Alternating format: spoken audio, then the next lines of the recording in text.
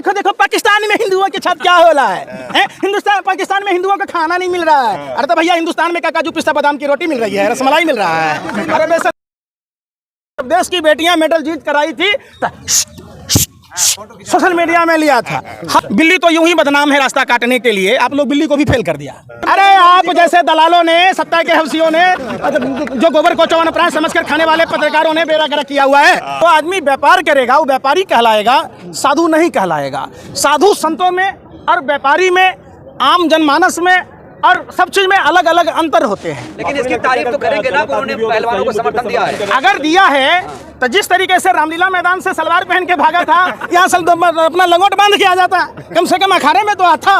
अरे भाई आ क्यों नहीं रहा है? एक बात बताओ, आप पत्रकार हो, एक बात बताओ, आज से 9 साल पहले एक साजिश षड्यंत्र प्रयोग का नतीजा था रामलीला मैदान। जो लोग रामलीला मैदान में बैठे थे, आज वो इस देश की बेटियों के लिए क्यों नहीं आ रहे? आपने कभी सवाल पूछा क्या बाबा रामदेव के पास में किराए भाड़े की कमी है? यहाँ तक नहीं पहुँच सकते। चाहते हैं कि रामदेव यहाँ पर आए। निश्चित, जिसमें भी ईमान है, जिसमें भी धर्म के प्रति संवेदना है, जिसमें भी देश के बेटियों के प्रति संवेदना है, और जो देशभक्त है। देशभक्त का मतलब यह साफ है कि जिन बेटियों ने देश के गौरव के लिए अपना खेलने कूदने का समय छोड़कर देश का मान सम्मान बढ़ाने के लिए लगातार प्रयास किया और अंततः देश के तिरंगे को 143 करोड़ भारतीयों को का जो सर है उसको गर्व से ऊंचा किया, तो उसके सम्मान में किसी के आने माने यहाँ पहुँचने में कोई शर्म की बात नहीं है। ये तो खुद को देशभक्ति साबित करने का सबसे बड़ा केंद्र है। कई हजारों हजार साल, सैकड़ों बरस पुराना संसद भवन आज भी विश्व में है। दूसरी बात, जब संसद भवन बना तो आर्टिकल 79 का सीधा सीधा उल्लंघन किया जा रहा है। वो इसलिए, एक तो महिला का अपमान, दूसरा आदिवासी समाज की महिला है और देश की प्रथम नागरिक राष्ट्रपति जी हैं। तो ये काम सिर्फ प्रधानमंत्री का एक ही विजन है, टेलीविजन। कहाँ से चौक चौराहे पर फोटो लग जाए, कहाँ शौचालय में फोटो लग जाए, कहाँ पेपर में आ जाए, एक ही विजन है, टेलीविजन। इनका कोई विजन नहीं है। अगर विजन होता तो राष्ट्रपति जी का सम्मान। जाइए, शौचालय में फोटो लगा हुआ है, मध्य प्रदेश का फोटो यहाँ लगा मिलेगा, उसमें भी थोपड़ा लगा हुआ है। राशन मिलेगा 100 रुपये का, उसमें भी 150 रुपये में झोला छप जाता है। अरे भैया, आधा % सेस ले रहे और वो आधे % का स्वच्छ भारत अभियान अपने कूड़ा गिरा के झाड़ू पकड़ के फोटो खिंचा लेते हैं कि अरे जो स्वच्छ भारत अभियान के नाम पर आधा % सेस लिया जा रहा है। देश की राजधानी, हाँ, रिश्तेदार है ये वही पत्रकार के भाई हैं जो अमिताभ बच्चन ने हरे रंग की पालक खाई, दांत में हरे रंग की रेसे फंसी थी, अमिताभ बच्चन ने हरे रंग की पोटी की, मुंह लगा के बैठे। अरे भाई सुन तो लो, मैं कह रहा हूँ, आप ही रजत शर्मा ने कहा था। मैं तो ये कह रहा हूं कि आधा % सेस लिया जा रहा है हिंदुस्तान की आवाम से, और आधा % सेस स्वच्छ भारत अभियान का पैसा हमारे वाल्मीकि समाज के जो भाई हैं, जो सफाई कर्मचारी के तौर पर काम करते हैं। इसी दिल्ली में 4था महीना हो गया, कहां से वो अपने बच्चों का फीस भरेंगे, कहां से वो अपने परिवार को चलाएंगे, कहां से उनके घर में राशन आएगी? तो आप उस पर चर्चा नहीं करते। अभी देख लीजिए, 60 से 70 करोड़ पैन कार्ड धारक हैं। आधार से पेन लिंक कराने का 1000 से 1200 रुपये उसले जा रहे। क्यों उसले जा रहे? हम नहीं करा रहे भाई, हम नहीं कराएंगे, हमारी मर्जी है। आप करा रहे हो अपने फायदे के लिए, तो आप शुल्क हमसे क्यों लोगे? सुनो, प्रतिभा पाटिल जी को क्या पैर नहीं छुआ था? क्या राजीव गांधी जी के लिए अमेरिका का राष्ट्रपति छाता लेके नहीं गया था?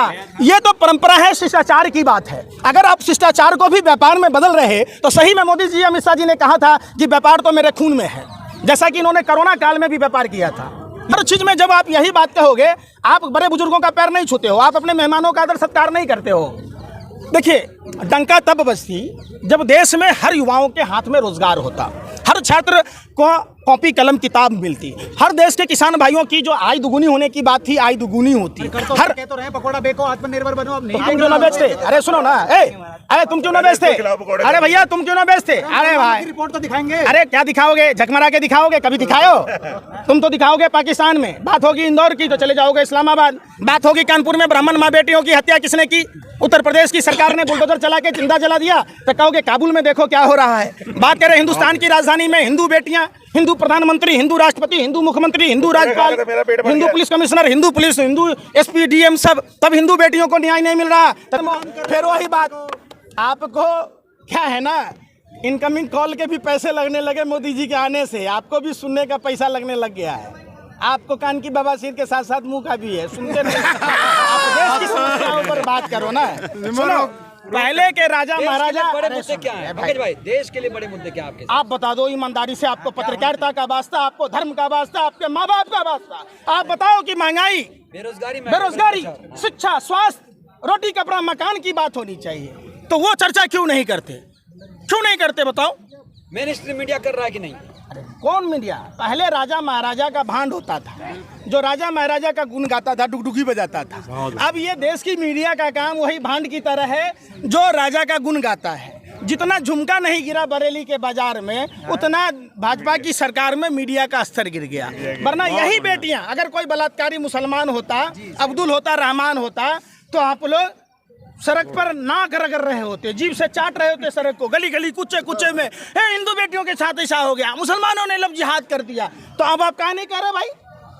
अगर यही बेटियां अगर पाकिस्तान की होती तब भी आप नंगा नाच रहे होते।